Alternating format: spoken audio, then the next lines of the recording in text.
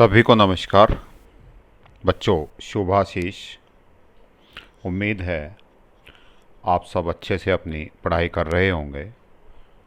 इस लॉकडाउन की वजह से आप सब पर कोई विशेष प्रभाव नहीं पड़ा होगा। पढ़ाई अभी भी सुचारू रूप से चल रही होगी। तो आज हम यूनिट 7 भारतीय अर्थव्यवस्था का विकास की बुक का यूनिट 7 हम शुरू करेंगे। इस यूनिट में पहला चैप्टर हमने पावर्टी, गरीबी वाला चैप्टर कंप्लीट कर लिया था। दूसरा चैप्टर ह्यूमन कैपिटल फॉर्मेशन, ये वाला चैप्टर आज हम शुरू करेंगे। चैप्टर का नाम क्या है? ह्यूमन कैपिटल फॉर्मेशन, मानव पूंजी निर्माण। तो चलिए इस चैप्टर की शुरुआत करते हैं। शुरू करने से पहले हम एक कोटेशन पढ़ते हैं। शिक्षा का मकसद है एक खाली दिमाग को खुले दिमाग में परिवर्तित करना। खुले दिमाग का मतलब हम सारे एस्पेक्ट्स के बारे में सोच समझकर उस समस्या, उस कंटेंट के बारे में सोच विचार कर सकें। यूनिट 7 का चैप्टर, सेकंड चैप्टर है यूनिट 2 का ये, और आपकी एनसीईआरटी की बुक में 5वां लेसन है ह्यूमन कैपिटल फॉर्मेशन या मानव पूंजी निर्माण। पहले हम सबसे पहले इसी की बात करेंगे कि मानव पूंजी निर्माण होता क्या है। एक मानव संसाधन शब्द है, एक मानव पूंजी है, इन दोनों शब्दों में क्या अंतर है, ये सारी चीज़ें। क्योंकि ये चैप्टर थोड़ा सा, ये कोटेशन मैंने इसीलिए लिखी कि खाली दिमाग को खुले दिमाग में परिवर्तित करना। आप खुले दिमाग से थोड़ी सी चीज़ें सोचेंगे, समझेंगे, तब ये चैप्टर आपको आसानी से समझ आएगा। तो पहले इसका सिलेबस की बात करते हैं। मानव संसाधन कैसे बनते हैं?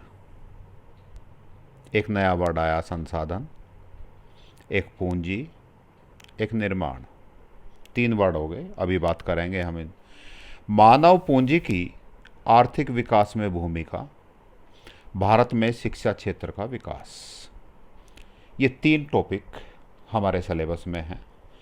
इस चैप्टर से एक 4 नंबर का या 3 नंबर का क्वेश्चन जरूर आता है। छोटा चैप्टर है, इम्पोर्टेंट चैप्टर है, 3 या 4 नंबर को कवर करता है, इसलिए बहुत ज़रूरी है इस चैप्टर को हम ध्यान से पढ़ें, ध्यान से समझें। तो हम बात कर रहे हैं मानव पूंजी निर्माण की। बेटा जी, हमारी जो शिक्षा है, इसकी देखभाल की, इसके विकास की, इसके कंट्रोल की, कोऑर्डिनेशन की जिम्मेदारी होती है केंद्र सरकार में। जो मंत्रालय इसे देखता है, उस मंत्रालय का नाम है मानव विकास मंत्रालय, मानव संसाधन विकास मंत्रालय, human resource development ministry, HRD बोलते हैं। तो राज्य स्तर पर शिक्षा मंत्री होते हैं। तो यहाँ फिर एक शब्द आया, मानव संसाधन। संसाधन क्या है? पहले हम संसाधन की बात करेंगे। पहले हम संसाधन क्या होता है ये देखते हैं। संसाधन वह कोई भी वस्तु है जो मानवीय आवश्यकताओं और इच्छाओं की पूर्ति करती है। आपकी आवश्यकता की पूर्ति जो भी वस्तु करती है वो कहलाती है संसाधन। फॉर एग्जाम्पल, आपके लिए भोजन चाहिए, आप खेत में, मिट्टी में गेहूँ उगाते हैं और भोजन की पूर्ति होती है, तो मिट्टी क्या हो गई? संसाधन। हवा जिसमें आप सांस लेते हैं, संसाधन हो गई। सूर्य की रोशनी जिससे पौधे भोजन बनाते हैं, हमारे और सौर ऊर्जा उत्पन्न होती है, हमारे काम आती है, तो सूर्य क्या हो गया? संसाधन हो गया। पानी संसाधन हो गया। ये सारे संसाधन प्राकृतिक संसाधन हैं। आपकी कार, आपकी बाइक, ब्लैक बोर्ड, आपका मोबाइल, आपका लैपटॉप, जिनसे आप ये सब चीज़ें काम लेते हैं, ये सब संसाधन है, ये मानव निर्मित संसाधन है। तो हमारी आवश्यकताओं और इच्छाओं की पूर्ति करने वाली हर एक वस्तु संसाधन कहलाती है। क्या मानव संसाधन है? क्योंकि यहाँ शब्द है मानव संसाधन, और हमारे मिनिस्ट्री का नाम ही मानव संसाधन विकास मंत्रालय है। तो हालांकि मैं इन शब्दों से बहुत ज़्यादा सहमत नहीं हूँ, ये मेरे निजी विचार हैं। मानव संसाधन होता है ऐसा हमेशा ठीक मुझे नहीं लगता। क्यों? किस संदर्भ में संसाधन की बात कर रहे हैं? वह मेरे लिए कोई दूसरा व्यक्ति काम आता है तो मेरे लिए वो संसाधन हो गया। एक नाई जिससे मैं बाल कटवाता हूँ वो मेरे लिए संसाधन है, ठीक बात है।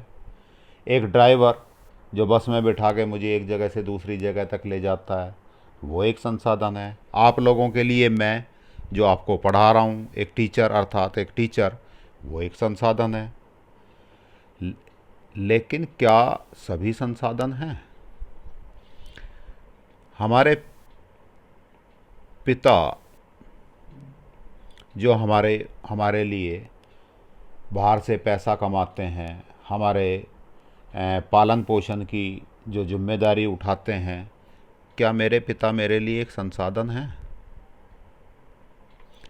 क्या मेरी माताजी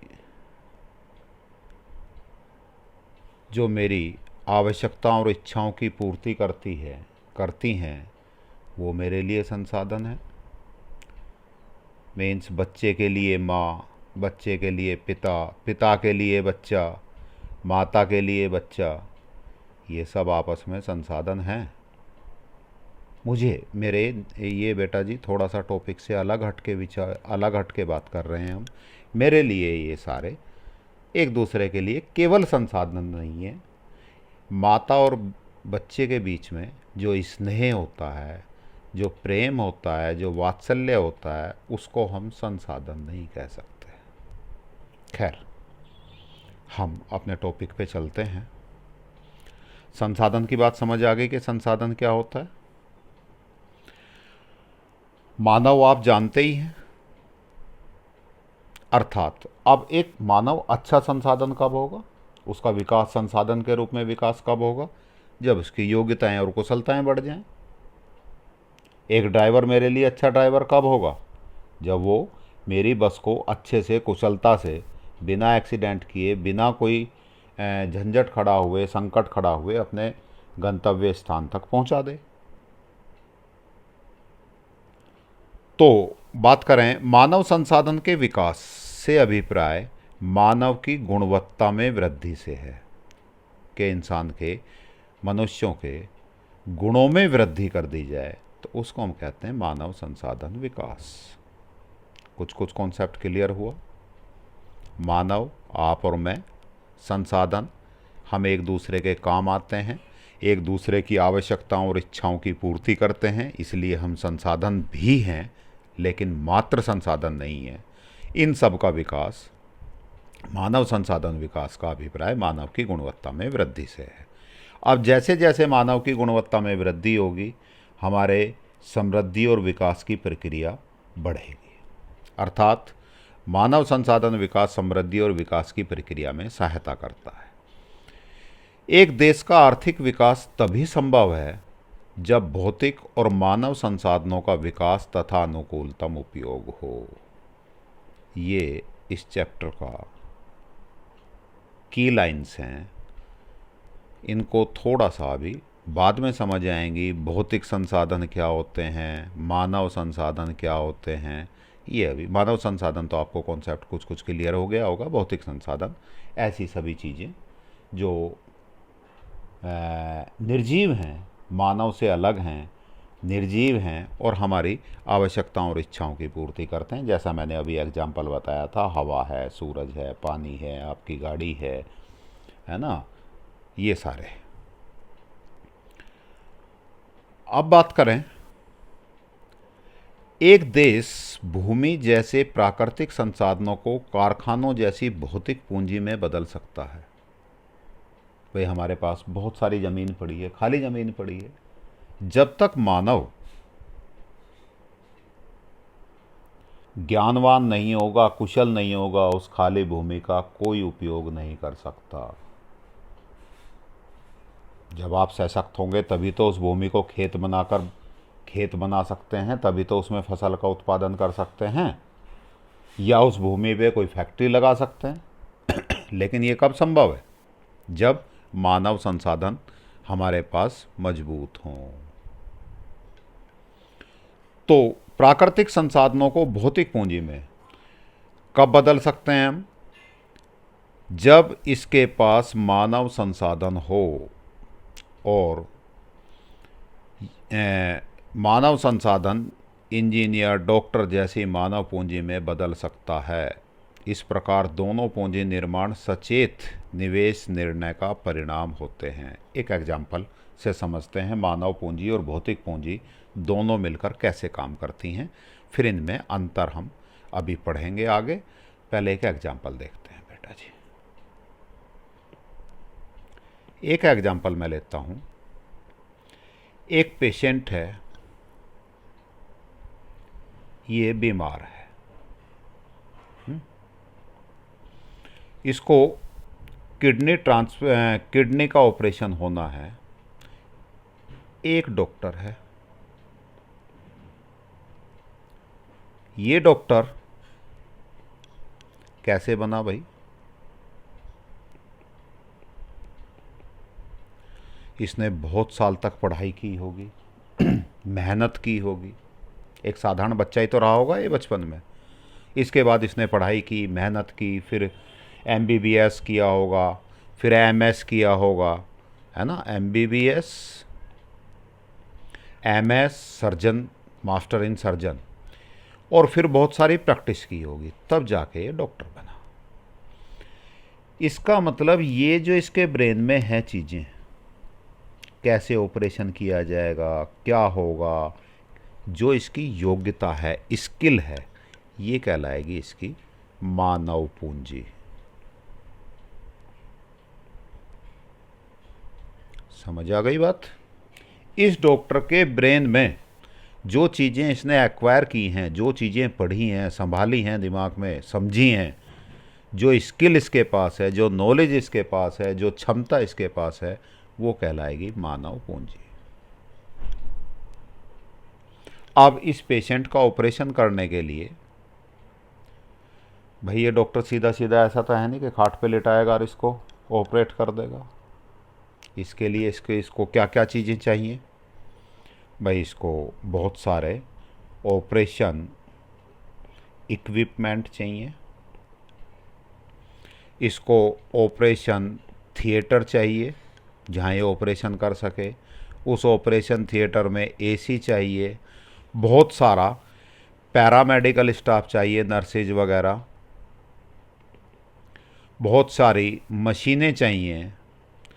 इन सारी चीज़ों की आवश्यकता इसको होगी, तब एक ऑपरेशन थिएटर बनेगा। उस थिएटर में डॉक्टर होगा, वहाँ नर्सेज, पैरामेडिकल स्टाफ होगा, इक्विपमेंट होंगे, ऑपरेशन थिएटर में AC चलेगा, इलेक्ट्रिसिटी होगी। ये सारी चीज़ें भाई, मैं पैरामेडिकल स्टाफ को यदि अलग हटा दूँ इसको थोड़ी देर के लिए, तो ये सारी चीज़ें कौन सी हैं भाई? भौतिक पूंजी। क्या हैं ये? भौतिक पूंजी। अर्थात जिसने भी हॉस्पिटल बनाया है, चाहे वो प्राइवेट सेक्टर का है चाहे वो सरकारी है, उसने बहुत सारा पैसा लगाया होगा। जब जाके ये भौतिक पूंजी उसने इन्वेस्ट की होगी, निवेश किया होगा, तो ये भौतिक पूंजी बनी, एक ऑपरेशन थिएटर बना। अब ये दोनों मिलते हैं, मानव पूंजी और भौतिक पूंजी, ये दोनों मिलकर इस मरीज को ठीक होने में इन दोनों का योगदान हो गया बेटा जी। किस किस का? मानव पूंजी का, भौतिक पूंजी का। अब यदि ये डॉक्टर नहीं होता, मान लीजिए हमारे देश में एक भी डॉक्टर नहीं है, ये बेटा जी ये सारे इक्विपमेंट कुछ काम करते? एक ऑपरेशन थिएटर हमने बना भी लिया, उसका कोई फ़ायदा होता? नहीं होता, कोई फ़ायदा नहीं था। इस पेशेंट का ऑपरेशन हो ही नहीं सकता था यदि डॉक्टर नहीं होता। और यदि केवल डॉक्टर होता, ये चीज़ें नहीं होती, तब भी कोई फ़ायदा नहीं होता। इट मीन्स मानव पूंजी इस भौतिक पूंजी का अच्छे से उपयोग करके अपनी आवश्यकताओं की पूर्ति करती है। ये ऑपरेशन थिएटर भी किसी इंजीनियर ने पहले मकान बनाया, कमरा बनाया होगा, इलेक्ट्रिशियन ने इलेक्ट्रिसिटी फिट की होगी, किसी इंजीनियर का बनाया, एसी लगा होगा, ये सारे इक्विपमेंट बनाए होंगे किसी ने, ये सारे भी मानव पूंजी से ही निर्माण हुए हैं। एक कैंची का निर्माण लोहे से होता है, लेकिन लोहा खादान में पड़ा हुआ है, खान में पड़ा हुआ है जो लोहा, उस लोहे से कैंची बनाने का काम कोई ना कोई इंजीनियर है, मिस्त्री है, कुछ ना कुछ कहीं ना कहीं मानव ने किया होगा, तब जाकर वो कैंची बनी है। तो कॉन्सेप्ट क्लियर हुआ। मानव पूंजी भौतिक पूंजी का सदुपयोग कर सकती है यदि मानव पूंजी हमारे पास नहीं है। मानव पूंजी क्या होगी? इसके पास जो इस डॉक्टर के ब्रेन में जो चीज़ें हैं, इसकी योग्यता, इसकी क्षमता, इसका कुशलता, ये सारी चीज़ें मानव पूंजी है। जितना बड़ा डॉक्टर उतनी ही बड़ी मानव पूंजी। अब यदि हम चाहें एक और डॉक्टर तैयार करें, उसके लिए क्या होगा भाई? इस डॉक्टर की आवश्यकता पड़ेगी। ये डॉक्टर अन्य बच्चों को भी मानव पूंजी के रूप में बदल सकता है। कॉन्सेप्ट क्लियर हुआ। अब इन दोनों में थोड़ा सा अंतर, कुछ कुछ आपको समझ आ गया होगा, थोड़ा अंतर और देखते हैं। मानव पूंजी के निवेश का निर्णय उद्यमी अपने ज्ञान के आधार पर करता है। उद्यमी मीन्स इंडस्ट्रियलिस्ट, जो फैक्ट्री लगा रहा है। अब पहले भौतिक पूंजी की बात करें थोड़ी सी। भौतिक पूंजी होती क्या है?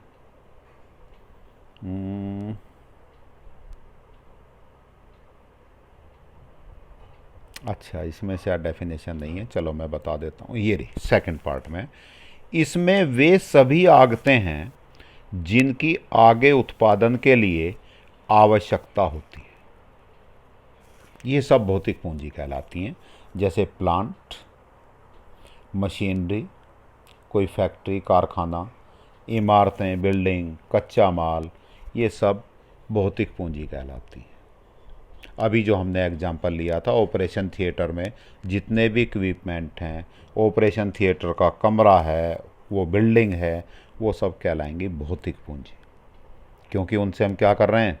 मरीजों को सर्विस दे रहे हैं।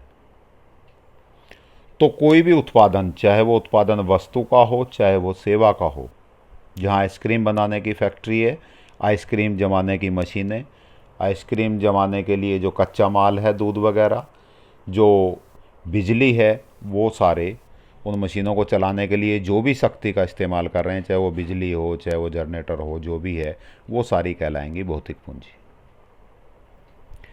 अब इस भौतिक पूंजी को हम कहाँ इन्वेस्ट करें, ये किस पे निर्भर करेगा? उद्यमी पे।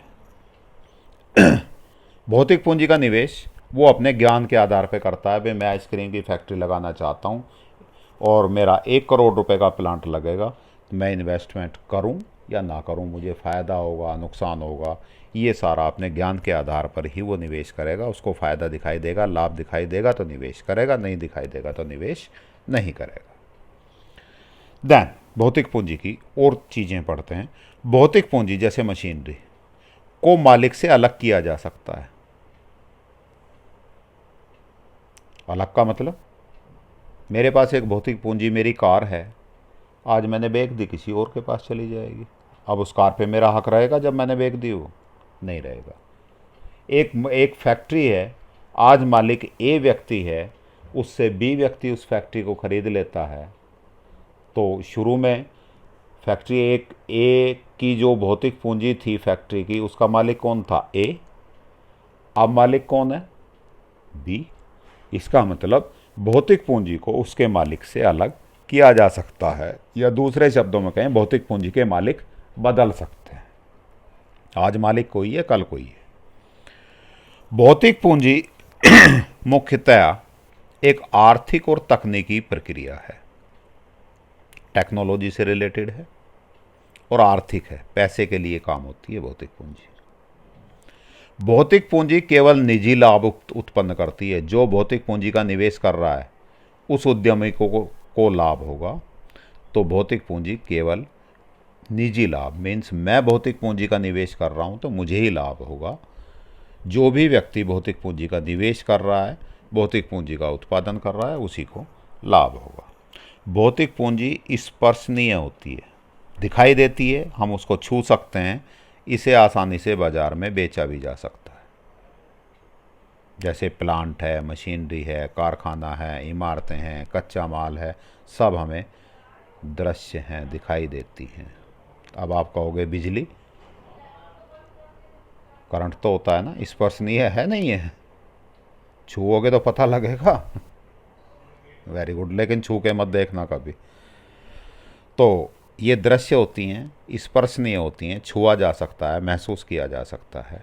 इनमें गतिशीलता होती है, गतिशीलता ज़्यादा होती है। गतिशीलता का अर्थ है एक जगह से दूसरी जगह तक इनका मूवमेंट, एक देश से एक टेक्नोलॉजी, एक मशीन दूसरे देश में, वो मशीन आसानी से जा सकती है। हम बाहर से, विदेशों से मशीनरी मंगवा सकते हैं, विदेशों को अपनी मशीन बेच सकते हैं। इसमें बहुत ज़्यादा कह सकते हैं आप, बाधाएं नहीं आती। अब बात करें मानव पूंजी। पहले मानव पूंजी की परिभाषा के बारे में बात कर लेते हैं थोड़ी सी। भौतिक पूंजी की परिभाषा क्या थी बेटा? एक बार रिवाइज करते जाएंगे। इसमें वे सभी आगतें जिसमें आगे उत्पादन के लिए आवश्यकता होती है, भौतिक पूंजी कहलाती है, वो सारी आगतें। मानव पूंजी निर्माण से अभिप्राय देश की जनसंख्या की योग्यताओं, क्षमताओं और कौशल के विकास से है। देश में जो लोग रहते हैं उनकी योग्यता, एबिलिटी, क्षमताओं, कैपेसिटी, कौशल, स्किल, इनका यदि हम विकास करते हैं तो वो कहलाएगा मानव पूंजी निर्माण। 3 शब्द याद करेंगे आप, योग्यताओं, क्षमताओं और कौशल। एबिलिटी, कैपेसिटी, स्किल, इनका यदि डेवलपमेंट किसी व्यक्ति में हम कर दें तो वो व्यक्ति मानव पूंजी में बदल जाता है। दूसरे शब्दों में बात करें, मानव पूंजी से अभिप्राय निपुणता, शिक्षा और ज्ञान के स्टॉक में वृद्धि से है। किसी व्यक्ति में ये योग्यता कब आएगी? ज्ञान से आएगी, शिक्षा से आएगी। क्षमता कब आएगी? निपुणता से आएगी। कौशल का अर्थ निपुणता। कोई सी भी आप परिभाषा याद कर लें तो क्लियर हो गई मानव पूंजी की डेफिनेशन। मानव पूंजी क्या होती है, यहाँ पे भौतिक पूंजी क्या होती है। दूसरी परिभाषा की बात करें हम, दूसरा पॉइंट पढ़ें। इसका निर्णय अधिकांशतया अभिभावक तथा समाज करता है। भाई मानव पूंजी निर्माण होगा कब? इसके स्रोत अभी आगे पढ़ेंगे हम। शिक्षा और स्वास्थ्य, मुख्य रूप से अभी 2 एग्जाम्पल ले लीजिए। अच्छी शिक्षा मिलेगी बच्चे को, अच्छा स्वास्थ्य मिलेगा तो वो कुशल हो जाएगा, उसकी योग्यता बनेगी, स्वास्थ्य उसकी क्षमता बनाएगा और इन सब के द्वारा मानव पूंजी निर्माण होगा। अब जब छोटा बच्चा होता है वो निर्णय नहीं ले सकता है कि मुझे को कैसी शिक्षा लेनी है, मेरा स्वास्थ्य ठीक रहे, मैं क्या करूं। उसके निर्णय कौन लेते हैं? अधिकांशतः अभिभावक, मीन्स उसके माता पिता या जो भी बड़े हैं, या समाज में यहाँ गवर्नमेंट भी इंक्लूड है। तो इसमें मानव पूंजी निर्माण में निवेश का निर्णय कौन लेता है? अभिभावक तथा समाज ज़्यादातर यही लेते हैं। यदि बच्चा बड़ा हो गया, उसके बाद कुछ पढ़ना चाह रहा है, उस स्थिति में निर्णय ले पाता है, लेकिन ज़्यादातर केसेज में निर्णय अभिभावक और समाज लेता है। जबकि मानव पूंजी में कौन निर्णय लेता है भाई? निवेश का निर्णय उद्यमी लेता है। क्लियर हो गई? अंतर भी आपसे अंतर पूछे, अंतर भी बता सकते हैं। पहला अंतर हो गया परिभाषा का, दूसरा अंतर ये हो गया। तीसरी चीज मानव पूंजी में, भौतिक पूंजी का प्रभावपूर्ण प्रयोग करने के लिए मानव पूंजी की आवश्यकता होती है। जो मैंने अभी एग्जाम्पल दिया था कि एक खाली खेत पड़ा हुआ है, उसको कारखाने में बदलने के लिए कहीं ना कहीं हमें योग्य, कुशल और क्षमताओं युक्त मानवों की आवश्यकता होगी। एक अच्छे कारीगर की ज़रूरत पड़ेगी, एक अच्छे मकान बनाने वाले की ज़रूरत पड़ेगी, तभी हम किसी भवन का निर्माण खेत पर कर सकते हैं, खाली ज़मीन पर कर सकते हैं। एक अच्छे इंजीनियर की आवश्यकता होगी, तभी हम एक ऑपरेशन थिएटर बना सकते हैं। तो भौतिक पूंजी का ठीक से उपयोग हम तभी कर सकते हैं जब हमारे पास एक अच्छी मानव पूंजी हो। जबकि यहाँ बात करें हम, तो यहाँ भौतिक पूंजी तो निवेश कौन करेगा? उद्यमी करेगा, अपने लाभ के आधार पे करेगा। देन मानव पूंजी, जैसे किसी व्यक्ति का कौशल, को उसके मालिक से अलग नहीं किया जा सकता। आपके पास जो ज्ञान है वो चुराया नहीं जा सकता, छीना नहीं जा सकता, बेचा नहीं जा सकता। या बेच सकता है? कोई व्यक्ति अपने ज्ञान को बेच सकता है? नहीं, केवल किराए पे दे सकता है। किराए पे देने का मतलब समझते हो? एक टीचर जिसके पास पढ़ाने की स्किल है, कौशल है, वो ट्यूशन पढ़ाकर आपसे पैसे ले रहा है, तो 1 घंटे के लिए आपको वो अपने कौशल को बेच रहा है। 1 घंटे के लिए आपको उसकी सेवाएं दे रहा है अपने कौशल की। लेकिन ऐसा हो सकता है कि आप उसे कितने भी पैसे दे दो तो वो टीचर कुछ ऐसा कर दे कि अपना सारा ज्ञान आपके दिमाग में भर दे और खुद खाली हो जाए। नहीं, ऐसा संभव नहीं है। तो जैसे एक कार मैंने आपको बेच दी, तो कल को कार के मालिक आप हो गए। मैं आपको ज्ञान नहीं बेच सकता कि वे उस ज्ञान के मालिक आप हो गए और मैं अब जैसे वहाँ बिना कार के हो गया था, अब बिना ज्ञान का हो गया, अज्ञानी हो गया। ऐसा संभव नहीं है। तो मानव पूंजी को उसके मालिक से अलग नहीं किया जा सकता। जबकि इसमें क्या था बेटा जी? भौतिक पूंजी को मालिक से, उसके मालिक से अलग किया जा सकता है। तीसरा अंतर क्लियर? भौतिक पूंजी को उसके मालिक से अलग किया जा सकता है, मानव पूंजी को उसके मालिक से अलग नहीं किया जा सकता। हमें अन्य मानव पूंजी को उत्पादित करने के लिए अच्छी मानव पूंजी की आवश्यकता होती है। एक बच्चे को डॉक्टर बनाने के लिए एक कुशल डॉक्टर हमें चाहिए, जो उसको नॉलेज दे सके, ज्ञान दे सके, स्किल दे सके और उसको डॉक्टर बना सके। एक अच्छा इंजीनियर बनाने के लिए हमें पहले से ही एक इंजीनियर चाहिए। अर्थात मानव पूंजी का विकास यदि हमें करना है तो हमारे पास पहले से ही अच्छी मानव पूंजी होना आवश्यक है। मानव पूंजी केवल मालिक को ही नहीं अपितु सामान्य रूप से समाज को भी लाभान्वित करती है। देखिएगा, इसको समझिएगा। भौतिक पूंजी क्या है? केवल निजी लाभ उत्पन्न करती है। कैसा लाभ उत्पन्न कर रही है? निजी लाभ। जिसने निवेश किया है उसको लाभ हो जाएगा, बात खत्म हुई। लेकिन मानव पूंजी खुद को ही, उस मालिक को ही नहीं अपितु सामान्य रूप से समाज को भी लाभान्वित करती है। वहाँ निजी लाभ होता है, यहाँ सामाजिक लाभ भी हो रहा है। एक शिक्षित व्यक्ति प्रभावपूर्ण ढंग से लोकतांत्रिक प्रक्रिया में भाग लेकर देश की सामाजिक आर्थिक विकास में योगदान दे सकता है। इसे बाह्य हित लाभ कहते हैं।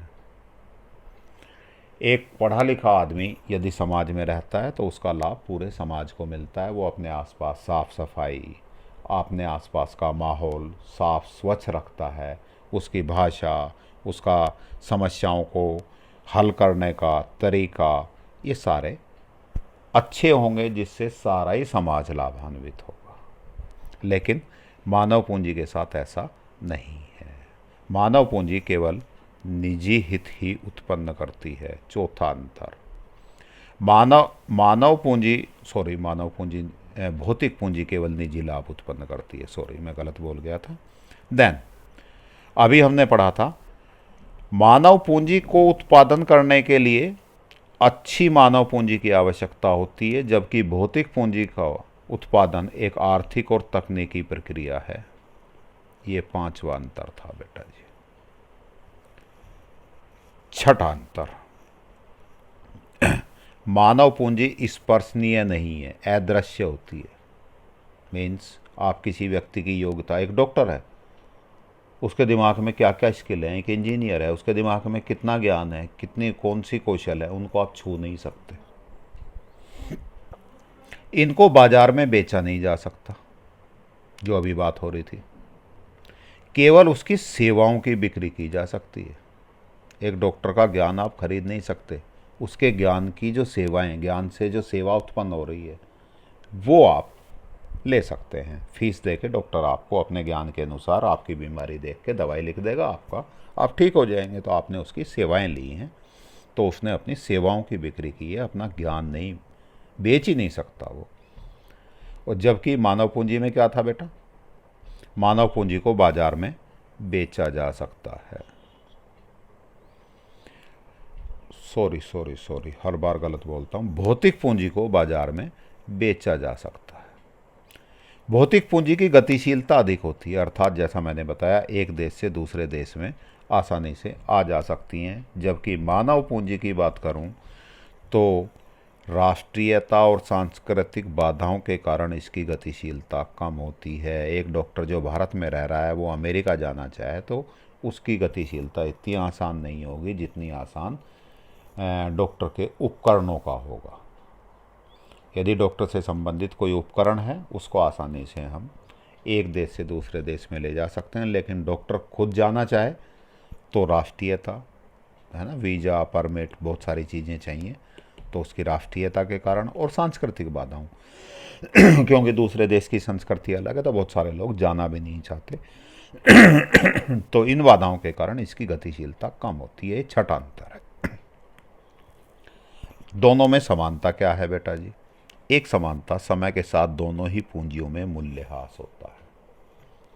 मूल्यह्रास, घिसावट, समय के साथ उनके मूल्य में कमी होती जाती है। मशीनें हैं, मानव पूंजी में आदमी का ब्रेन है। समय के साथ आदमी जैसे जैसे बूढ़ा होगा, नई टेक्नोलॉजी आएगी, उतना उपयोगी नहीं रहेगा। एक समय के बाद व्यक्ति की जब मृत्यु हो जाएगी तो उसके साथ ही उसका ज्ञान भी चला जाएगा। उधर भौतिक पूंजी की बात करें तो भौतिक पूंजी में मशीनरी, प्लांट, समय के साथ घिसावट होगी, उनमें पुराने हो जाएंगे, टूट जाएंगे, खराब हो जाएंगे। नई टेक्नोलॉजी पुरानी टेक्नोलॉजी की मशीन को बाहर कर देगी। तो दोनों में ही समय के साथ मूल्यह्रास होता है। समझ आई बात? तो एक अंतर, एक ये इनकी दोनों में होने वाली समानता है, और हमने लगभग 6 अंतर पढ़ लिए। अब बात करें मानव पूंजी निर्माण के स्रोत, sources of human capital formation. मानव पूंजी निर्माण होता कैसे है? अब मोटा मोटा सा समझ आ गया। मानव पूंजी अर्थात किसी देश की जनसंख्या में कौशल, योग्यता, क्षमता, ज्ञान, स्किल्स, इन सब का विकास करना मानव पूंजी निर्माण है। अब ये कैसे हो सकता है बेटा? पहला, शिक्षा पर व्यय। शिक्षा के द्वारा इनमें चीज़ें, मानव पूंजी निर्माण हो सकता है। एक शिक्षित व्यक्ति का श्रम कौशल अशिक्षित व्यक्ति की अपेक्षा अधिक होता है। श्रम कौशल की बात कर रहा हूँ। अशिक्षित व्यक्ति भले ही उससे ज़्यादा श्रम कर सकता हो, एक पढ़ा लिखा व्यक्ति इतनी दूर रिक्शा नहीं चला सकता जितना एक रिक्शा पुलर जो अशिक्षित है वो चला सकता है। लेकिन यहाँ केवल श्रम की बात नहीं हो रही, यहाँ बात हो रही है श्रम कौशल, कुशलता सही से श्रम करने की। एक डॉक्टर, एक इंजीनियर शिक्षित व्यक्ति होगा,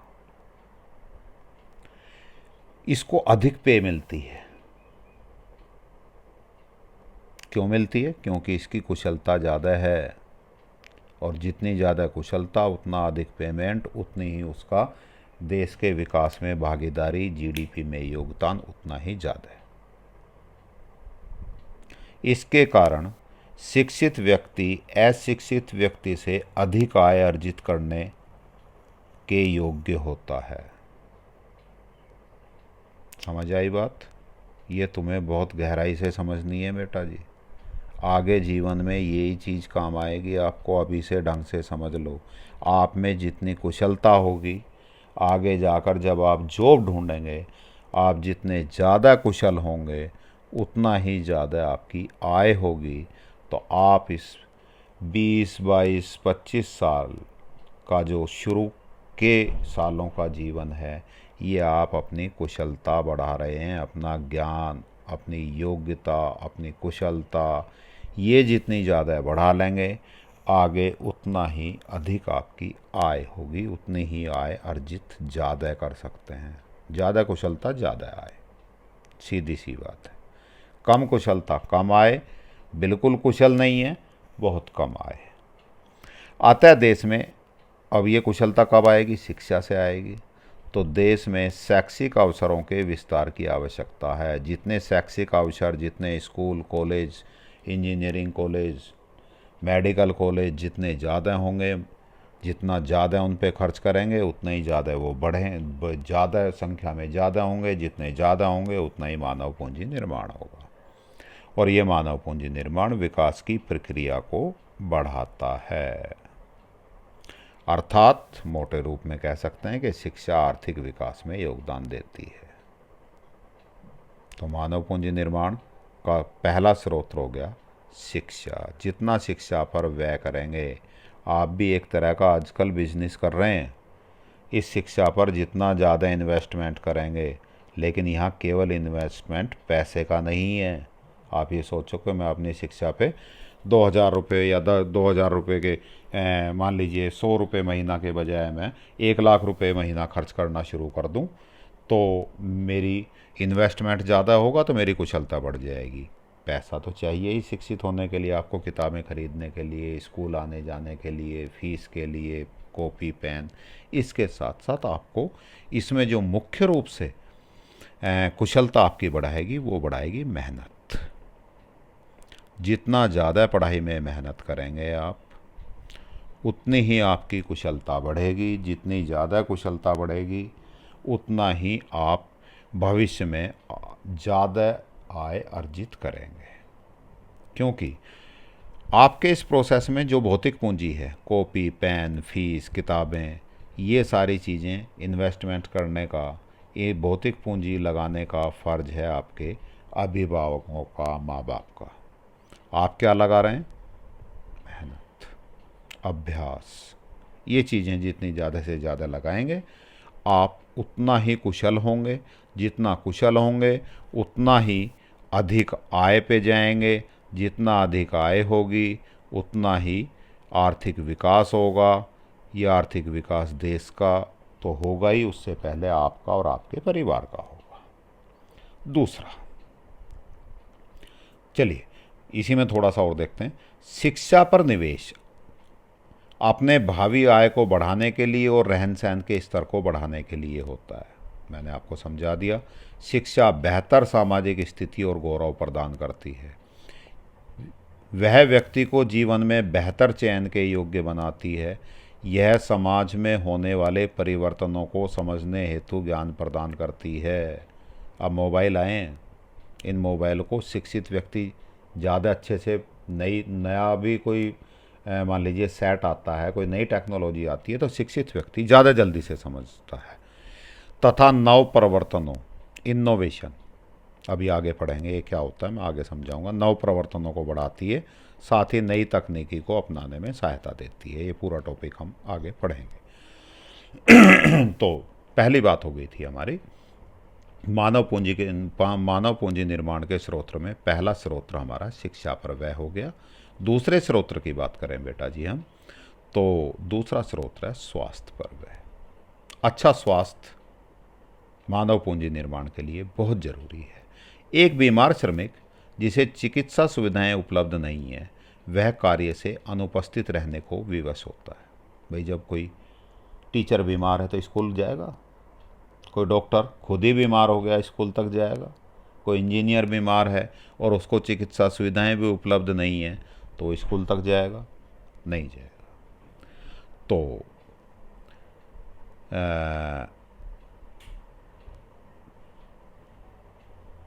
जो इंजीनियर है, यदि वो बीमार है तो वो अपने ऑफिस तक, अपनी फैक्ट्री तक नहीं जा पाएगा, जिसके कारण वहाँ वो उत्पादन क्या करेगा? उत्पादन कम होगा उस फैक्ट्री का, उत्पादन की हानि होती है। अतः उत्पादक श्रम बल को बनाने और बनाए रखने के लिए समाज के लोगों में जीवन की गुणवत्ता में सुधार लाने के लिए स्वास्थ्य पर व्यय महत्वपूर्ण है। यदि हमारी लेबर, हमारे कर्मचारी, हमारे डॉक्टर, इंजीनियर, हमारे टीचर्स, हमारे और ऑफिसर्स स्वस्थ होंगे तभी उत्पादन देश का बढ़ेगा। अर्थात मानव पूंजी को बढ़ाने के लिए अच्छा स्वास्थ्य जनसंख्या का रहना अत्यधिक आवश्यक है। और अच्छा स्वास्थ्य कब रहेगा? जब हम स्वास्थ्य पर व्यय करें, खर्च करें। स्वास्थ्य पर व्यय का मतलब क्या है कि देश में प्रत्येक व्यक्ति को चिकित्सा सुविधाएं उपलब्ध हों। अब स्वास्थ्य पर व्यय कैसे कैसे कर सकते हैं? पहला व्यय निवारक औषधि, मीन्स हम बीमारी ना हो ऐसा कुछ करें, हम बीमारी ना हो। जैसे बच्चे को हम पोलियो, टिटेनस, काली खांसी, इनके टीके लगवाते हैं। टीका मीन्स उसको पोलियो हुआ नहीं है, उससे पहले उसको टीका लगवा दिया, जिससे भविष्य में कभी भी उसको पोलियो ना हो। वायु प्रदूषण रोकते हैं। क्यों रोकते हैं? वायु प्रदूषण से हम बीमार हों उससे पहले ही हवा साफ कर लें तो हम बीमार ना हों।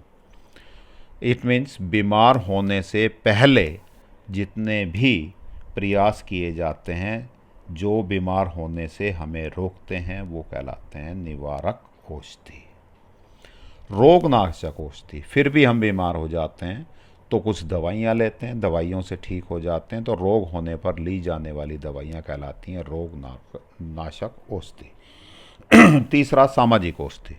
कुछ हमारे प्रयास, हमारे समाज के, सरकार के प्रयास ऐसे होते हैं जिनके कारण समाज में स्वच्छता आए, अर्थात स्वास्थ्य शिक्षा को फैलाना। स्वच्छ भारत अभियान फिलहाल सरकार का ये बहुत बड़ा अभियान है। अपने आसपास साफ सफाई रखें। इसी के दौरान शौचालय, घर घर शौचालय बनाने की बात पे बहुत ज़्यादा इन्वेस्टमेंट किया सरकार ने। ये सारे किस में आते हैं? सामाजिक औषधि में, जिससे बीमारियां कम से कम फैलें। स्वच्छ पीने हुए पानी का प्रावधान अर्थ या प्रबंधन के देश के अधिकांश लोगों को, मैक्सिमम लोगों को, लगभग सभी लोगों को पीने का स्वच्छ पानी उपलब्ध हो, जिससे वाटर बोर्न डिजीज, जल जनित बीमारियां ना हों। गंदा पानी भी बीमारियों का होने का एक बहुत बड़ा कारण है। अच्छी निकास सुविधाएं, सीवेज व्यवस्था। आपके घर से जो गंदा पानी निकलता है वो नालियों में ना बह के जैसे सीवर लाइन डाल देते हैं, मीन्स मच्छर ना हो, गंदगी बाहर ना फैले और वो कहीं दूर चला जाए। तो मानव पूंजी निर्माण पर हमने के स्रोत में दो टॉपिक पढ़े। पहला टॉपिक शिक्षा पर व्यय, दूसरा टॉपिक हमने पढ़ा स्वास्थ्य पर व्यय। अब तीसरे टॉपिक की बात करेंगे, कार्य के दौरान प्रशिक्षण। एक एग्जाम्पल से आप समझिएगा। एक बच्चा, मान लीजिए प्लम्बर के पास काम करना शुरू किया उसने, तो अभी वो ट्रेंड नहीं है। प्लम्बर के पास रहता है, उसकी सहायता करता है, इसकी एवज में उसको कुछ पैसे भी मिलते हैं, लेकिन जिसको हम कह देते हैं कि काम सीख रहा है जी, तो वो धीरे धीरे काम सीखता है। एक बच्ची या एक लड़की, आप कह सकते हैं किसी ब्यूटी पार्लर में जाती है, जो वहाँ ब्यूटी पार्लर की एक्सपर्ट है, जो काम करती है, वो उसकी सहायता कर रही है, उसको एपरेटस देती है, कभी ब्रश पकड़ा रही है, कभी कुछ दे रही है, उसको हेल्प कर रही है। उसकी एवज में उसको कुछ पैसा भी मिलता है, लेकिन वो उस समय क्या कर रही है? प्रशिक्षण। काम भी कर रही है और काम के साथ साथ क्या कर रही है? वो उसको प्रशिक्षण मिल रहा है, ट्रेनिंग मिल रही है, सीख रही है वो। अभी वो कुशल नहीं है, इसीलिए उसको तनख्वाह कैसी होगी, कम होगी। जिस दिन वो पूर्णतया कुशल हो जाएगी, जैसे जैसे उसकी कुशलता बढ़ती जाएगी, और कुशलता कहाँ से बढ़ा रही है वो, अपने प्रशिक्षण से, वैसे वैसे उसकी पे बढ़ती जाएगी। ऐसे ही प्लम्बर के पास जो लड़का है, जैसे जैसे वो काम सीखता चला जाएगा ट्रेनिंग लेके, जितनी उसकी कुशलता बढ़ती जाएगी उतनी ही उसकी पे बढ़ती जाएगी। तो इसको हम कहते हैं कार्य के दौरान प्रशिक्षण। और ये यहीं नहीं होता, बड़ी बड़ी फैक्ट्रियों में इंजीनियर्स को भी ट्रेनिंग दिलवाते हैं, नई जो टेक्नोलॉजी आती है उसके बारे में, जिससे वो अधिक कुशल हो सकें। और ये कुशलता, यह श्रमिकों की कुशलता और क्षमता को बढ़ाता है, जिससे मानव पूंजी में सुधार होगा और भौतिक पूंजी की उत्पादकता बढ़ जाती है। क्लियर हुई बात? बड़ी बड़ी कंपनियां अपने इंजीनियर्स को, अपने वर्कर्स को ट्रेनिंग दिलवाती हैं। क्यों दिलवाती हैं? वो अपने यहाँ जो मानव लगे हुए हैं, मानव पूंजी में सुधार करती हैं, और ये मानव पूंजी यदि कुशल और अधिक कुशल होती है तो भौतिक पूंजी की उत्पादकता को और अधिक बढ़ा देते हैं। चौथा टॉपिक, प्रवसन पर व्यय। प्रवसन, माइग्रेशन, एक स्थान से दूसरे स्थान तक जाना। लॉकडाउन पीरियड में आप देख रहे हैं बहुत सारे मजदूर बेचारे सड़कों पे पैदल चल रहे हैं। क्यों भाई? दूर दराज क्षेत्रों से आए हुए हैं दिल्ली, और अब नो क्यों आए थे? जॉब की तलाश में। इसको प्रवसन बोलते हैं, इसको माइग्रेशन बोलते हैं। अब जॉब नहीं रहा तो बेचारे वापस जा रहे हैं, और जाने के साधन ना होने की वजह से बेहद परेशानी है। वो एक अलग टॉपिक है, फ़िलहाल हम बात कर रहे हैं माइग्रेशन की। तो ये लोग बहुत सारे प्रदेशों से, बिहार, छत्तीसगढ़, उत्तर प्रदेश या जहाँ से भी माइग्रेट होकर, प्रवसन होकर दिल्ली आए थे। क्यों आते हैं ऐसा? ऐसा क्यों करते हैं लोग? बेहतर वेतन मीन्स जो भी उनकी कुशलता है, जो भी काम है, वहाँ उनको कम पैसा मिल रहा था, दिल्ली में ज़्यादा पैसा मिल रहा था, तो वो लोग वहाँ से दिल्ली आ गए। तो बेहतर वेतन देने वाली नौकरियों की तलाश में, और कुछ बेरोजगार व्यक्ति होते हैं वो कार्य की तलाश में एक स्थान से दूसरे स्थान तक प्रवसन करते हैं, माइग्रेट करते हैं। इस पे खर्चा आएगा। एक व्यक्ति जो छत्तीसगढ़ से या आसाम से दिल्ली आ रहा है तो आने जाने का खर्चा होगा। ये प्रवसन अधिकांशतः कहाँ से कहाँ होता है बेटा? गांव से शहर की ओर, या शहर से दूसरे देशों की ओर हो सकता है। बेटा, ये हमारा देश का दुर्भाग्य है, ये हमारी शिक्षा की कमी है। हमारी शिक्षा की कामयाबी आजकल हम केवल इतना ही मान रहे हैं कि गांव का लड़का गांव में पढ़ लिख कर शहर पहुंच जाए तो हम कहते हैं जी हमारा लड़का कामयाब हो गया। शहर का बच्चा पढ़कर विदेश चला जाए, हम कहते हैं हमारा बच्चा कामयाब हो गया। ये हमारा दुर्भाग्य है। पढ़ाई का अर्थ हमने सिर्फ इतना ही ले लिया कि गांव से पढ़ो शहर आ जाओ, शहर से पढ़ो विदेश चले जाओ।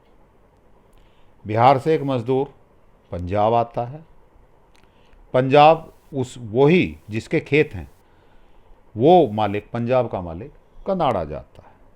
इसी को ही हम विकास मान रहे हैं, और इसी भागदौड़ में हम परेशान भी हैं, दुखी भी हैं। वो जो गांव का बच्चा है, जो पढ़ा है, जो दिल्ली आ गया, बेटा इस गांव को उससे क्या फ़ायदा हुआ उसको पढ़ाने से? जो गांव के स्कूल ने, गांव के समाज ने उसकी शिक्षा की व्यवस्था की, उसका इस गांव को, इस समाज को कुछ लाभ मिला? नहीं मिला। शहर में जो बच्चा पढ़ा और विदेश चला गया, इस देश को, इस शहर को, इस समाज को कोई लाभ हुआ? नहीं हुआ। ये बहुत सारी प्रॉब्लम्स हैं, बहुत बड़ा टॉपिक है बेटा, कभी समय आएगा तो बात करेंगे आपसे, है ना। ये इससे बहुत सारी समस्याएं होती हैं। चलिए आगे टॉपिक पे बात करते हैं। प्रवसन पर व्यय, ये दो तरह की लागतें सम्मिलित हैं बेटा इसमें। एक स्थान से दूसरे स्थान तक जाने की यातायात लागत। जो व्यक्ति किसी दूसरे प्रदेश से दिल्ली आ रहा है तो आने जाने में उसका किराया लग रहा है, क्योंकि उसका परिवार वहीं रहता है, तब भी साल में एक दो बार तो जाएगा ही। दूसरा, प्रवसन किए गए स्थानों में ऊंची जीवन निर्वाह लागत। गांव में जिंदा रहने के लिए, सामान्य जीवन जीने के लिए अपेक्षाकृत कम खर्च करना पड़ेगा। दिल्ली में जी वही उसी स्तर का जीवन जीने के लिए अपेक्षाकृत अधिक खर्च करना पड़ेगा। तो शहर में आने पर ऊंची जीवन निर्वाह लागत आती है। जीवन जीने के लिए पहले से अधिक लागत लगानी पड़ती है। ये भी एक तरह का व्यय है। तो दो तरह के व्यय हो गए, यातायात लागत और जीवन निर्वाह लागत, दोनों ही बढ़ जाती हैं। पांचवा पॉइंट, सूचना पर व्यय के लोग विभिन्न प्रकार के कार्यों से संबंधित वेतन के स्तर को जानना चाहते हैं, साथ ही अपना कौशल बढ़ाने के लिए शैक्षिक संस्थाओं की सही जानकारी चाहते हैं। भाई मैं कहाँ पढ़ूँ कि मेरी ज़्यादा कुशलता बने, कौन सा इंजीनियरिंग कॉलेज अच्छा है, कौन से इंजीनियरिंग कॉलेज में कितनी फ़ीस लगती है, कौन सा सस्ता है, कौन सा महंगा है, कौन सा सस्ता होने के साथ साथ अच्छी स्किल देता है, अच्छी पढ़ाई करवाता है, कौन सा स्कूल कम पैसों में ज़्यादा अच्छा पढ़ाता है। ये सब जानकारी व्यक्तियों को चाहिए और इन जानकारियों में जो सूचनाएं हैं उनको देने में खर्च होता है। तो श्रम बाजार तथा शिक्षा से संबंधित सूचनाओं को प्राप्त करने में जितना भी व्यय होता है वो कहलाता है सूचना पर व्यय। तो ये 5 हमारे हो गए मानव पूंजी विकास के स्रोत। तो आज बात यहीं तक करेंगे। आर्थिक विकास और ये सारी चीज़ें मेरे ख्याल से कल भी बेटा ज़्यादा हो जाएगा। अभी तो थोड़ा सा और आगे बढ़ते हैं अभी। देन मानव पूंजी निर्माण और आर्थिक विकास, ये टॉपिक और करते हैं। आर्थिक विकास से अभिप्राय समझते हो गए, इकोनॉमिक्स पढ़ रहे हो बहुत दिन से, आर्थिक विकास की बार बार बात हो रही है। एक देश की वास्तविक राष्ट्रीय आय में वृद्धि से होता है। एक शिक्षित व्यक्ति का आर्थिक विकास में योगदान अशिक्षित व्यक्ति से अधिक होता है, क्योंकि उससे उत्पादित वस्तुओं और सेवाओं की लागत उत्पाद का मूल्य, शिक्षित व्यक्ति की उत्पादन क्षमता अधिक होती है। जो वो उत्पादित करता है सेवा, उसका अधिक मूल्य होता है। इसके कारण ही उसका आर्थिक विकास में शिक्षित व्यक्ति का योगदान भी ज़्यादा होगा। इसी प्रकार एक स्वस्थ व्यक्ति भी लंबे समय तक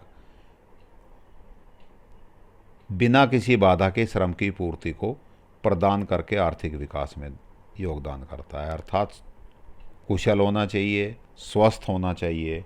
जो जितना कुशल, जितना स्वस्थ वो व्यक्ति, उतना ही आर्थिक विकास में योगदान देगा।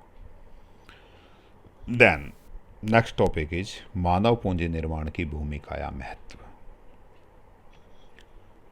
भौतिक पूंजी का प्रभावपूर्ण उपयोग। अब से करोड़ों साल पहले या कुछ हजार साल पहले ज़मीन में पेट्रोल, डीजल, पेट्रोलियम प्रोडक्ट तो तब भी पड़े होंगे, लेकिन हमारे पास मानव पूंजी उपयुक्त नहीं थी। ऐसे स्किल्ड पर्सन नहीं थे कि उस पेट्रोलियम प्रोडक्ट का ठीक से उपयोग कर पाते, जिसके कारण हमारे लिए वो बेकार थे। बहुत सारी भूमि खाली पड़ी थी, ना हम वहाँ फैक्ट्री लगा पाए, ना हम वहाँ खेती कर पाए। क्यों? क्योंकि हमारे पास मानव पूंजी स्किल्ड नहीं थी। तो मानव पूंजी के कारण आर्थिक समृद्धि होती है। भौतिक पूंजी का सही उपयोग हम तभी कर सकते हैं, सूर्य है, रोज़ निकलता है, धूप निकलती है, लेकिन जब तक कोई मानव सोलर सिस्टम नहीं बना देता तब तक उस सूर्य की ऊर्जा का जो सोलर सिस्टम लगा के मैं छत पे लगा देता हूँ, तो इसका मतलब छत पे जो सूर्य का प्रकाश आ रहा था उसका सही उपयोग तब होगा। तो उपयोग, यदि हमें भौतिक पूंजी का उपयोग करना है, पैसे का उपयोग करना है, वस्तुओं का उपयोग करना है, संसाधनों का उपयोग करना है, तो निश्चित रूप से हमें अच्छी मानव पूंजी चाहिए। उच्च उत्पादकता तथा उत्पादन। मानव पूंजी निर्माण उत्पादकता और उत्पादन को बढ़ाता है। सिंपल समझ आ गया होगा, क्योंकि ज्ञानवान और प्रशिक्षित श्रमिक संसाधनों का बेहतर प्रयोग कर सकते हैं। वो टॉपिक जो मैं नव प्रवर्तन की बात कर रहा था, वहाँ इनोवेशन की बात कर रहा था, ये वाला टॉपिक है आविष्कार कोमा नव प्रवर्तन और तकनीकी सुधार। मानव पूंजी निर्माण आविष्कारों, नव प्रवर्तन मीन्स कुछ नया सोचना, कुछ नई चीज़ें करना, है ना, कुछ नई टेक्नोलॉजी लाना, ये नव प्रवर्तन कहलाते हैं, नए एक्सपेरिमेंट करना। तो आविष्कार, नव प्रवर्तन और तकनीकी सुधारों को प्रोत्साहन देता है। एक नया व्यक्ति, एक शिक्षित व्यक्ति ही आविष्कार के बारे में बात कर सकता है। कोई नया चेंज लाना चाहता है, कोई नई टेक्नोलॉजी लाना चाहता है। फॉर एग्जांपल, अभी तक हम क्लासरूम में पढ़ा रहे थे, लेकिन हमारे साथ प्रॉब्लम हुई, है ना, लॉकडाउन की वजह से हम क्लासरूम में इकट्ठा नहीं हो पा रहे, तो हमने कुछ नया चेंज किया। क्या चेंज किया? हमने यूट्यूब के माध्यम से पढ़ाना शुरू किया। इससे पहले आपने देखा होगा, आपका एक्सपीरियंस था मेरे साथ, हमने पहले किस पे पढ़ाना शुरू किया था?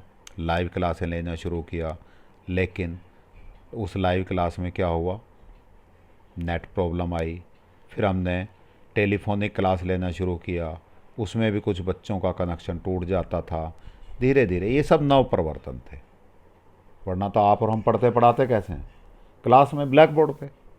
लेकिन एक नई समस्या आई, नव प्रवर्तन हुए। इनोवेशन, इन्वेंशन नहीं है। इन्वेंशन कोई नई खोज नहीं की हमने, ये चीज़ें पहले भी थी, इनकी आविष्कार नहीं किया था हमने, लेकिन हमने अपने लिए अपनाने के लिए जो चीज़ें की, जो परिवर्तन किए, वो कहलाते हैं इनोवेशन। समझ आया? आविष्कार बिल्कुल नई चीज़ बना देना, ये पहले से ही बनी हुई थी। यूट्यूब भी बनी हुई थी, रिकॉर्डिंग कैसे होती है, कैसे क्लास पढ़ाई जाती है, सब कुछ पहले से ही था, हमने अपनाया है। तो तकनीकी सुधार को प्रोत्साहन देता है। मानव पूंजी निर्माण न केवल मानव की उत्पादकता को बढ़ाता है, बल्कि नव परिवर्तनों को भी बढ़ावा देता है। आप और हम पढ़े लिखे हैं, इसीलिए हम बार बार ट्राई कर पाए। पहले जूम क्लास पे ट्राई किया, नेट की प्रॉब्लम आ गई, नई बात बनी, छोड़ो। इसके बाद आपने सुझाव दिया कि सर टेलीफोन पे ही क्लास ले लो, है ना। टेलीफोन पे क्लास ली उसमें, लेकिन जब तक थोड़ा सा ब्लैक बोर्ड सा, जब तक सामने कुछ नहीं होता, तो हम इतना केवल एक कौन सी इंद्रिय का उपयोग हुआ आपके? श्रवण इंद्रिय का। ज़्यादा से ज़्यादा इंद्रियों का उपयोग होना चाहिए, आँखों का कोई उपयोग नहीं हुआ, तो कम समझ आया। बीच बीच में कनेक्शन टूटते रहे लंबी क्लास में। इसके कारण ये भी हमने सोचा कि और कुछ नया रास्ता लें। अब हमने क्या रास्ता लिया? यूट्यूब के माध्यम से लेक्चर रिकॉर्ड करके डाल दें। कल को हो सकता है कुछ इसमें और भी सुधार हो। तो ये कौन कर सकता है? एक शिक्षित व्यक्ति। तो वो नव परिवर्तनों को बढ़ावा देता है, नई तकनीकी को ग्रहण करने की क्षमता उत्पन्न करता है। एक अशिक्षित व्यक्ति जितनी तेज़ी से आप मोबाइल से अपना काम कर सकते हैं, जितनी तेज़ी से आपको मैं एक नया टैब दे दूँ, नया कंप्यूटर दे दूँ, आपने आज तक कंप्यूटर नहीं चलाया, आप शिक्षित हैं तो ज़्यादा तेज़ी से उन चीज़ों को समझ सकते हैं, उनको ग्रहण कर सकते हैं। यदि किसी अशिक्षित व्यक्ति को कंप्यूटर दे दूं, तो उसको बहुत दिनों तक वो समझ नहीं आएगा, और बाद में भी एक जैसे अभी भी आप देखते हैं कि जो अशिक्षित व्यक्ति हैं केवल फ़ोन से इतना उपयोग कर पाते हैं कि वो फ़ोन सुन लें, काट दें, एक मैसेज वगैरह पढ़ लें, लिमिटेड उपयोग कर पाते हैं। तो शिक्षित व्यक्ति नई तकनीकी को ग्रहण करने की क्षमता ज़्यादा रखता है। शिक्षा समाज में परिवर्तन और वैज्ञानिक प्रगति को समझने हेतु ज्ञान प्रदान करती है। तो इस प्रकार आविष्कारों नव परिवर्तनों को सुगम बनाती है। शिक्षित श्रम बल की उपलब्धता नई तकनीकी को अपनाने में आसान बनाते हैं। देन व्यवहार का आधुनिकीकरण। शिक्षित व्यक्ति का व्यवहार, शिक्षित व्यक्ति, बार बार शब्द क्यों यूज कर रहा हूँ मैं? मानव पूंजी का मतलब है शिक्षित, प्रशिक्षित, कुशल, उन्हीं की बात हो रही है। व्यवहार का आधुनिकीकरण। ज्ञानी, प्रशिक्षित और शारीरिक रूप से स्वस्थ व्यक्ति समाज में परिवर्तन लाने के लिए प्रभावशाली उपकरण है।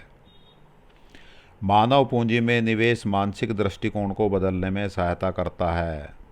एक पिछले 10-20 साल से आप देख रहे हैं, हमें लैंगिक समानता की ओर तेज़ी से बढ़ रहे हैं, स्त्री और पुरुष में भेद कम कर रहे हैं। क्यों? क्योंकि जैसे जैसे शिक्षा बढ़ रही है हमारा दृष्टिकोण बदल रहा है, और इन सब चीज़ों से अर्थव्यवस्था के विकास को बढ़ावा मिलता है। जीवन प्रत्याशा में वृद्धि, शिक्षित व्यक्ति, स्वस्थ व्यक्ति, स्वास्थ्य सुविधाएं, पौष्टिक भोजन की उपलब्धता लोगों को स्वस्थ और लंबा जीवन जीने योग्य बनाती है। साथ ही उनकी आय बढ़ती है, जिसके कारण अधिक आय, उत्पादन, जीवन की गुणवत्ता में सुधार लाने में, जितना ज़्यादा वस्तुओं और सेवाओं का उत्पादन होगा उतनी ही हमें ज़्यादा वस्तुएं और सेवाएं उपलब्ध होंगी, तो हमारी जीवन की गुणवत्ता बढ़ेगी, साथ में हमारी आय बढ़ेगी, जीवन लंबा होगा, गुणवत्तापूर्ण होगा। और जीवन प्रत्याशा का मतलब समझते हो? जीवन प्रत्याशा का अर्थ है औसत आयु। आप मोटा सा अर्थ ये ले लो।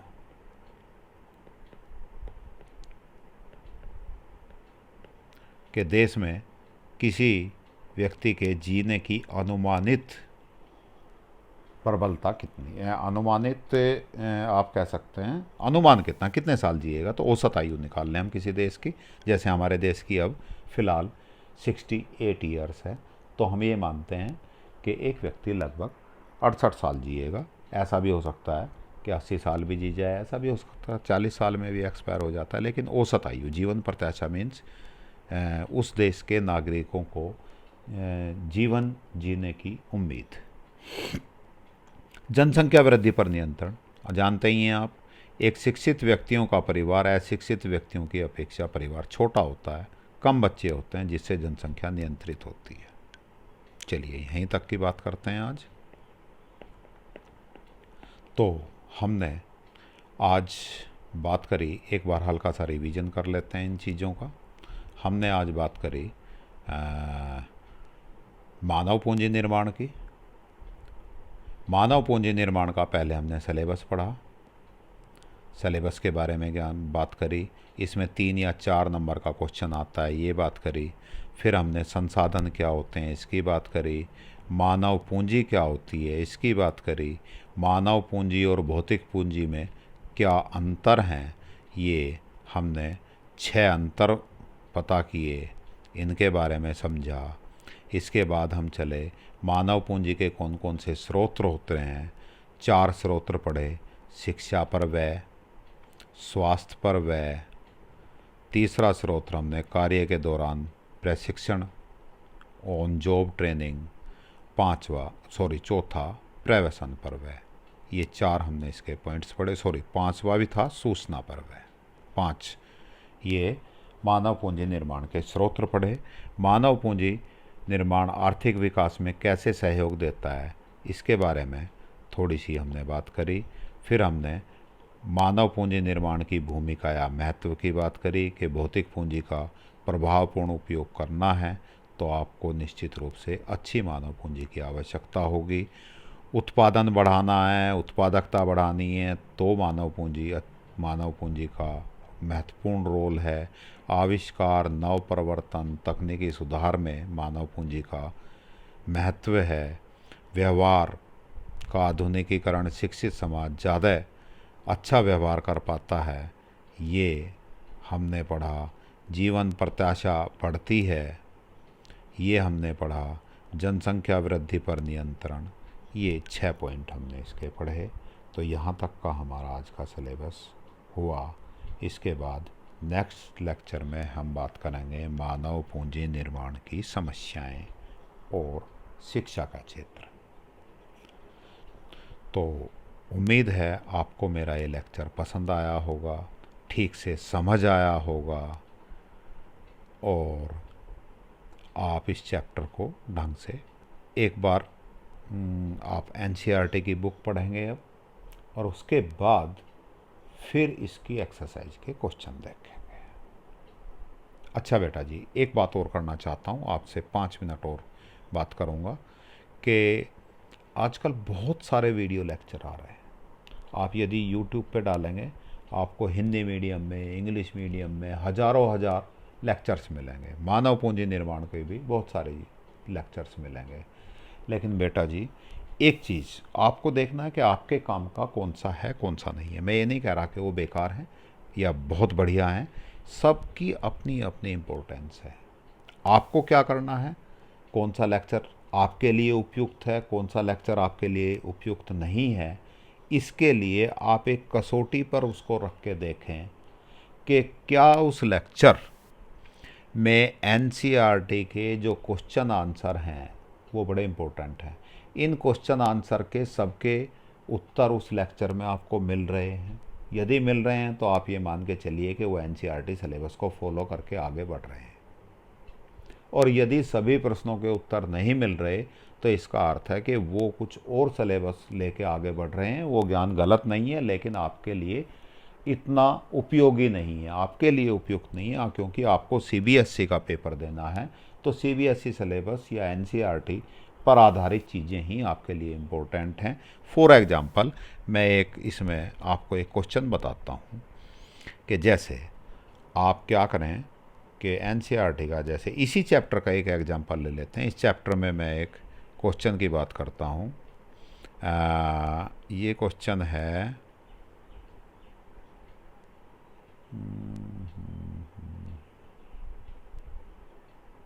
कहाँ गया भाई, अरे भाई मिल जा। फॉर एग्जाम्पल ये क्वेश्चन है, भारत में स्त्री शिक्षा के प्रोत्साहन की आवश्यकता पर चर्चा कीजिए। ठीक है, एक ये वाला क्वेश्चन, ये आपको क्वेश्चन का आंसर मैक्सिमम लेक्चर्स में नहीं मिलेगा, जबकि ये इम्पोर्टेंट क्वेश्चन है बोर्ड की दृष्टि से। ये क्वेश्चन इस साल ही बोर्ड में आया है 2020 में। तो आपको इन क्वेश्चंस के आंसर यदि नहीं मिल रहे उस लेक्चर में, तो वो लेक्चर कितना भी क्वालिटी का हो, कितना भी अच्छा पढ़ा रहे हों वो, लेकिन वो आपके लिए उपयोगी नहीं है। तो थोड़ा सा इस चीज़ को ध्यान रख के चलिए। दुनिया में ज्ञान का अपार भंडार है। यूट्यूब पे इधर उधर जहाँ भी आप देखेंगे, नेट सर्च करेंगे, दुनिया भर का ज्ञान मिलेगा। लेकिन आप में एक क्वालिटी ये भी होनी चाहिए कि उस ज्ञान में से आप आपके लिए कौन सा ज्ञान उपयुक्त है, आप अपने लिए क्या उपयुक्त है, क्या चीज़ें पढ़ें कि बोर्ड में नंबर अच्छे से आएँ। तो उन चीज़ों को ही सेलेक्ट करके पढ़िएगा। आँख मीच के सारे वीडियो मत देखिएगा, वरना आप कंफ्यूज हो जाएंगे, बिना मतलब का और चीज़ें आपके पास आ जाएंगी और उस सारे झगड़े में सीबीएसई सिलेबस पीछे छूट जाएगा। देन आज का लेक्चर हम ख़त्म करते हैं। आपका दिन शुभ हो, आप अच्छे से पढ़ाई करते रहें। इन शुभकामनाओं के साथ सभी को नमस्कार।